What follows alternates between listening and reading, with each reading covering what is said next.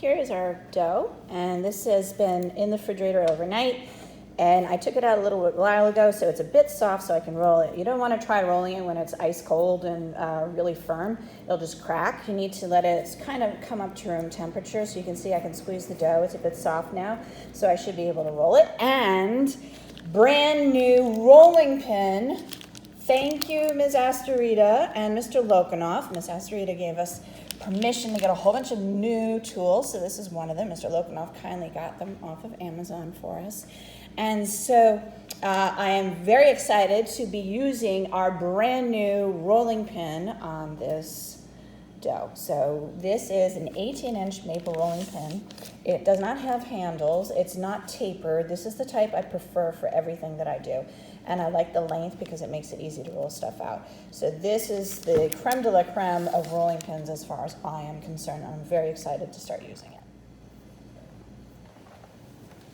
All right, so I have the tripod to help so I can show you guys how to do it, because I definitely need two hands. So we have our flour, all-purpose flour, and we're just going to take a little bit and sprinkle it on our dough. And we just don't want it to stick to the parchment paper, and we don't want it to stick to the rolling pin. This is brand new, so we're just going to put a light dusting of flour over it. And we want to roll, put two hands on top, and I like to rotate it. So I roll back and forth, and I keep rotating it. That's why I love using parchment paper to roll out my dough. It makes it so much easier.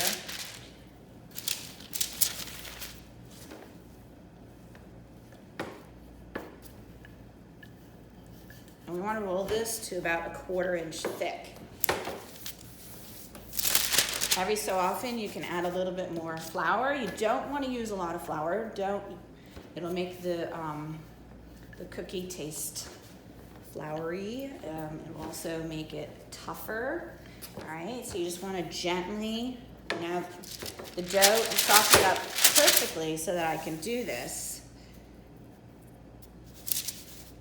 And we want to make sure it's even as well. You don't want to roll putting too much pressure on one side or roll and press down in the middle. You want to keep it as even as possible. So that's why I keep rotating it, rotating the parchment paper 90 degrees every time. I only go back and forth about twice, then I rotate it. If you see that it's not really spreading anymore on the bottom, you don't want to push hard. It means it's beginning to stick to the parchment paper. So what you can do, take another piece of parchment paper and flip it over and then peel that one off. So it begins to stick to it. You just want to flip-flop it and constantly changing out the parchment paper, and that will help so that it's not sticking too much. If you roll this dough any thinner than, let's say, the 1/4 inch thick, you're going to start having trouble because your nuts are in here. And the nuts, even though you did, chop them finely, the nuts will start popping up out of the dough, all right, because they're going to be a bit bigger. Now, I don't have any circle cookie cutters with me. Sometimes you can cut these in nice circles, like a fluted circle cookie cutter. And since I don't have those, I want to try to make this more of a rectangle so I can cut sort of, I think, squares. But you can cut rectangles, you can cut squares, you could cut diamonds. So I think for this, though, I think I just want to cut a nice, maybe 1 inch by 1 inch square. So I'm going to need my ruler and the pizza cutter. Okay, I have my pizza cutter, I have my ruler. I'm just going to roll this so it is even. And now I'm going to use this to cut strips, and I'll cut squares. So I'm cut the strips the width of the ruler. Now these are shortbread cookies, so there's a lot of sugar, a lot of butter. So a nice small cookie will look very pretty.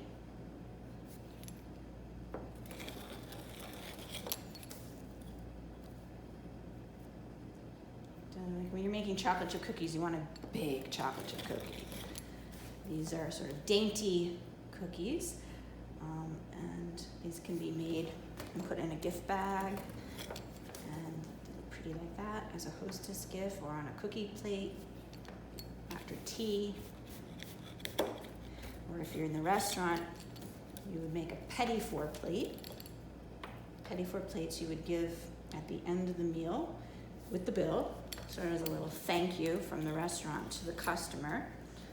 That's what the petit four plates are. And you don't want to throw away your scraps. You can re-roll them later on. So I'm going to save all my scraps. I don't want to re-roll it too much.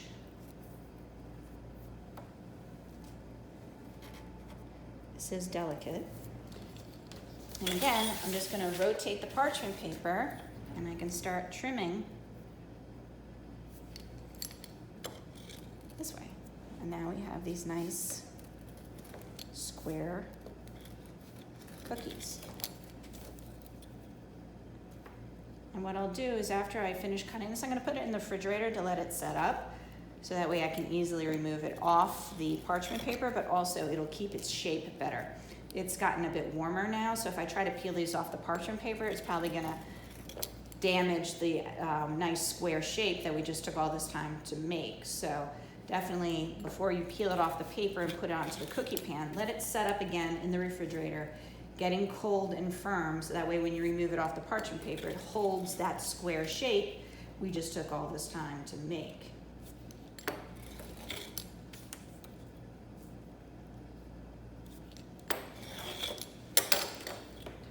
Again, just remove the scraps. And I have one more piece of dough in the refrigerator, so I'm going to get that out and cut that one as well.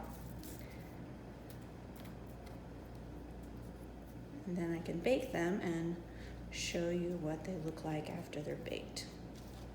And again, this is our hazelnut shortbread. All right, so see all these nice squares. I'm gonna put that in the refrigerator, let it set up.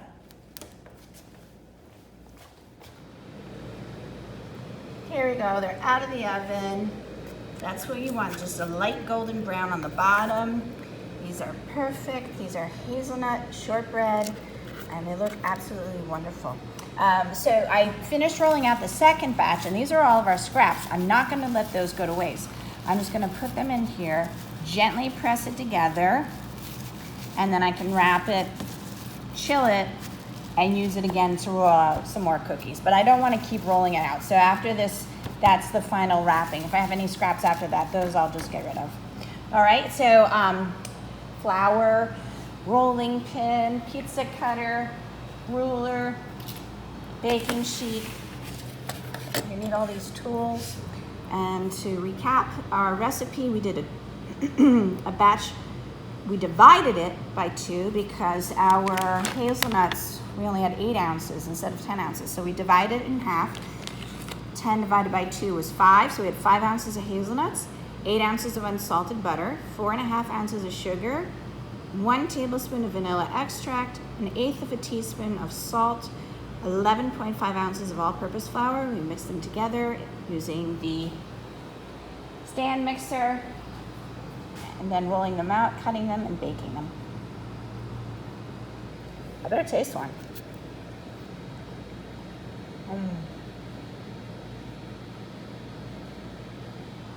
Absolutely delicious. Very, very good, especially if you love hazelnuts. Now, to make it really decadent, we could roll this a bit thinner. See how thick it is? We could roll it thinner, maybe make it round, and then sandwich some Nutella in between the 2 slices. That would be really good. All right, so I hope you enjoyed and are inspired to cook in the kitchen. All right, take care, everybody. Bye.